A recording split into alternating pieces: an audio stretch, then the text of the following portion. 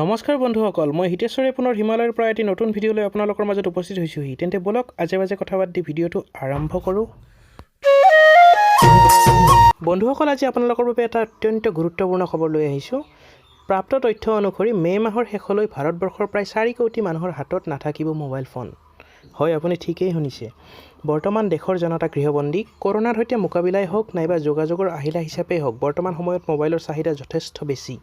কিন্তু ICEA অৰ্থাৎ India cellular and electronics এছ'চিয়েশ্যনে জনোৱা অনুসৰি ভাৰতবৰ্ষত প্ৰায় 2.5 কোটি মোবাইল প্ৰতি মাহে বিক্ৰী হয় আৰু 85 কোটি ভাৰতীয়ই বৰ্তমান মোবাইল ফোন ব্যৱহাৰ কৰে। তেওঁলোকে আৰু জনাইছে যে প্ৰতি মাহে 0.25% মোবাইল বেয়া হয় আৰু বৰ্তমানৰ 85 কোটি গ্ৰাহকৰ হিচাপ অনুসৰি এই হাৰ প্ৰায় 2.5 কোটি। ইতিমধ্যে বহু লোকে মোবাইল সম্পৰ্কীয় সমস্যাৰ সন্মুখীন হৈছে মোবাইলৰ দোকানসমূহ বন্ধ থকাৰ বাবে। সংস্থাই আৰু জনায় যে মোবাইল ফোনক অত্যাৱশ্যকীয় সামগ্ৰীৰ তালিকাত অন্তৰ্ভুক্ত কৰাৰ বাবেও তেওঁলোকে এই তথ্যৰ ভিত্তিতে চৰকাৰক অনুৰোধ জনাব। বুজি পাইছে নহয় বন্ধুসকল, আমি কি ক'ব বিচাৰিছোঁ?